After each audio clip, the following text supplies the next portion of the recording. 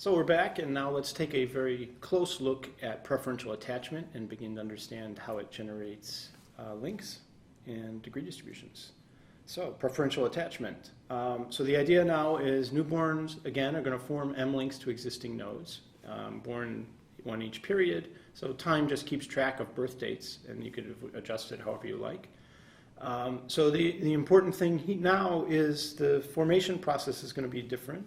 So at some time t, the number of links that are going to be in the system are going to be tm links, right? There have been t nodes born, they've each formed m links, so tm in total.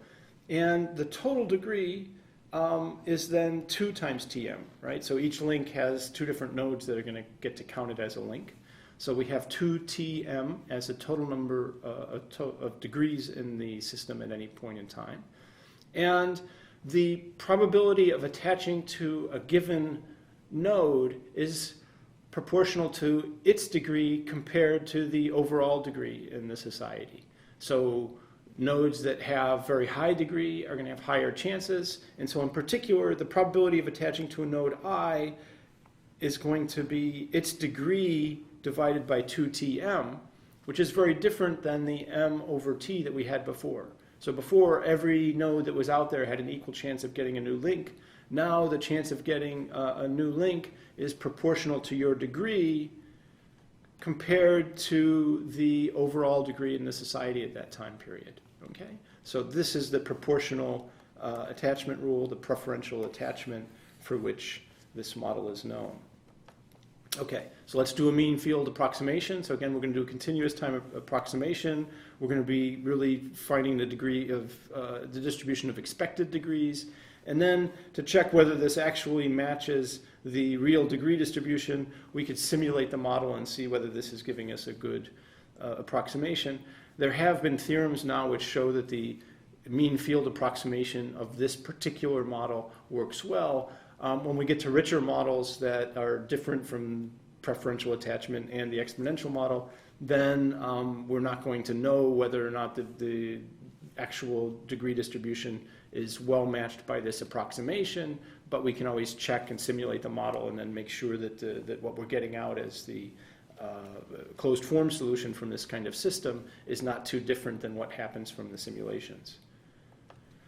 Okay, distribution of expected degrees. So again, when you're born, you form M links. So that's the initial starting condition. How does your degree change?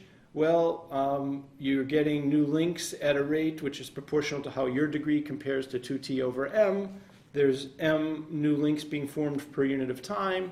Therefore, this differential has this equation, and we can cross out the m's in the numerator and the denominator. And so what we'll end up with is a simple differential equation, right? So we end up with the derivative of the degree with respect to time is just looking like the actual degree over 2t. And we have a starting condition, differential equation. This one's even easier than the last differential equation to solve, in fact. So the degree looks like m times the time over the birth date raised to the 1/2 power, so square root of t over I. So a simple square root equation. That gives what the degree should look like over time. Okay, so we've got a very simple equation for the degrees, and we can compare that. So let's go back to the situation we looked at before where people were forming links uniformly at random. Let's again have everybody form m equals 20 links when they're born. And let's compare what happens when they're forming the links uniformly at random compared to preferential attachment.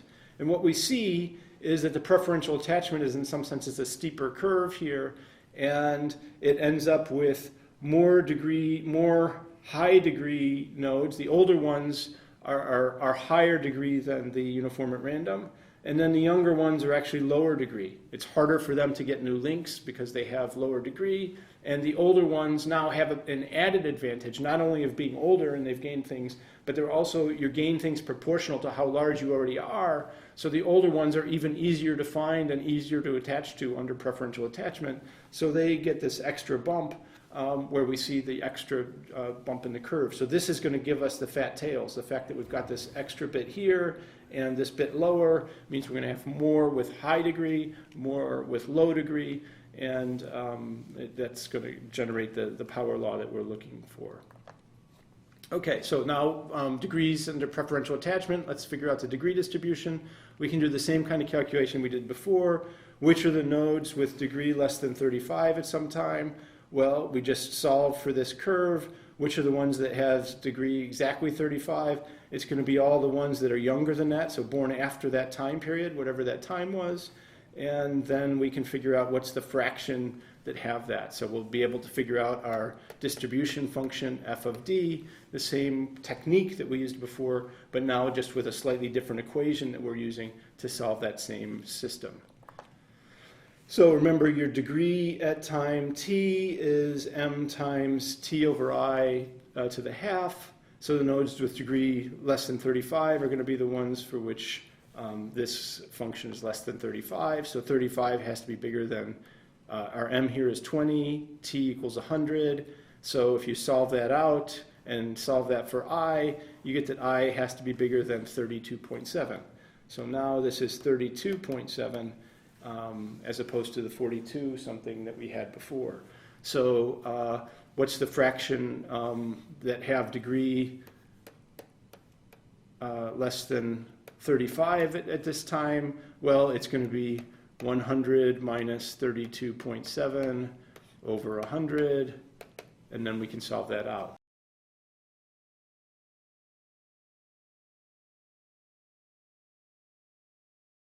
Right, so roughly something like 68% of the nodes are going to have that property.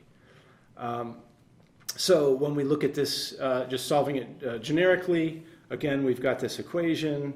The ones that have degree less than d are going to be the ones where this equation is less than d, and therefore these are the i's that are greater than t times m squared over d squared.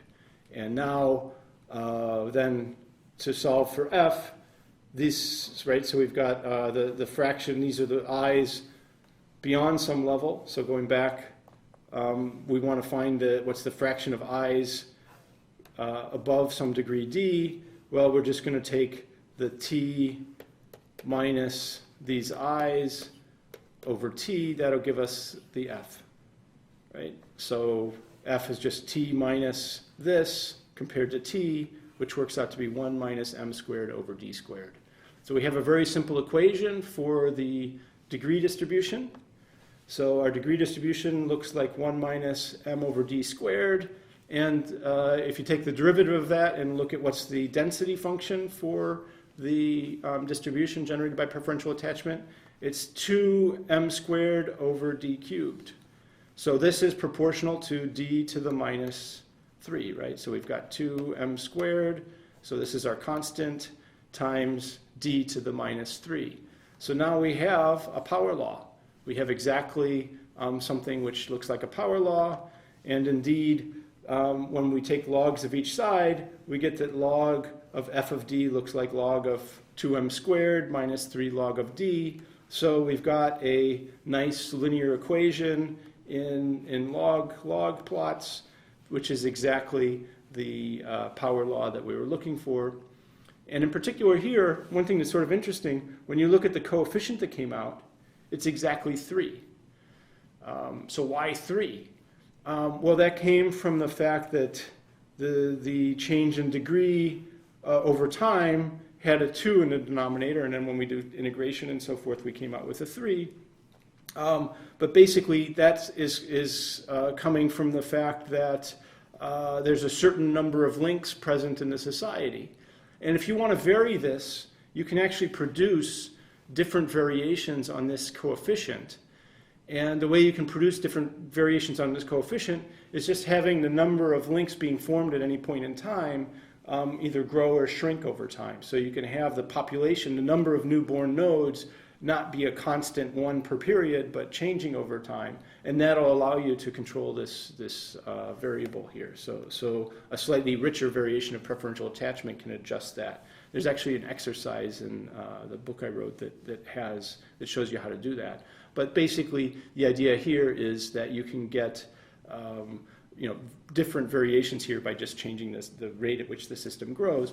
But the important thing is that the fact that the older nodes are gaining things that are richer, faster and faster time, meant that then we end up with these fat tails and a power law. Okay, so we've gone through a couple of different growing systems. What we'll do next is try and enrich this a little bit more to span between these sort of uniform at random and preferential attachment, and then that'll allow us to actually take these degree distributions and take them to data and see which ones actually match the data. So which is the actual preferential attachment a good match for the World Wide Web data?